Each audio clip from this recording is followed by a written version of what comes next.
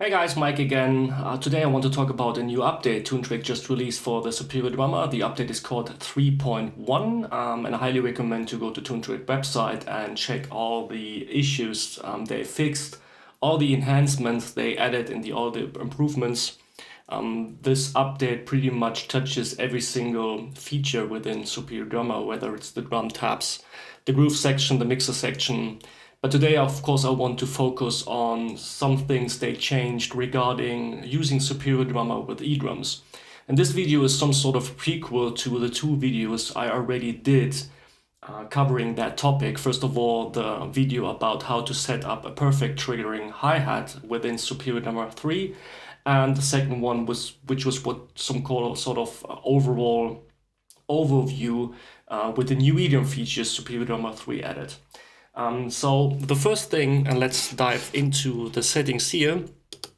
The first thing you will see is that Toontrack added quite a lot of presets when using with eDrum, whether it's you come from a different virtual drum assembler software where you created maybe your own mapping, which you now can load up and will fit to the Superior Drummer. And they added some new manufacturers, whether it's Simmons, of course, Roland, Millennium, Cut, even Apple. So you see when you use different mappings in your DAW, like GarageBand, Toolbox. So I don't think that there's any manufacturer or preset out there that isn't captured by this new list. So you can use Superior Drummer now, whether you come from a different manufacturer or different drum sample software. But the main thing I want to talk about is the new hi-hat and snare control settings. And you see here, when you remember one of my videos, if you haven't checked them, you can click in the top right corner. And I will link both of the videos, the description in the description box below. You may already know that Superior Drummer offers a cool feature that they divide the snare pad when it has positional sensing, of course, into 3 different zones because they recorded the snare with 3 different articulations, the center, the mid-center, and the edge. So this is nothing new. The new thing here is that they added this graphical visualization you see here on the left side, which is called the snare hit position. And when I now grab my stick and I will go over my snare drum,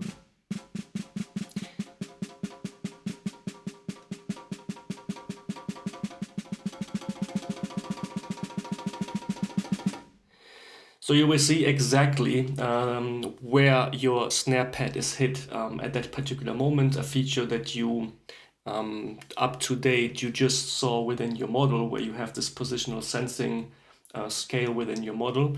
And now as you see this, you immediately see directly within the software where you can fine-tune with those little dots where one of the articulations stops and the next one starts again. So you have more control in one step instead of just doing that first in your module and then in the software. I mean, in my case, you see here it's pretty close to each other, the monitor and the module, but I know some studios where the model is like maybe some foot away and you have to switch back and forth. And now you see this within one screen, which is quite neat.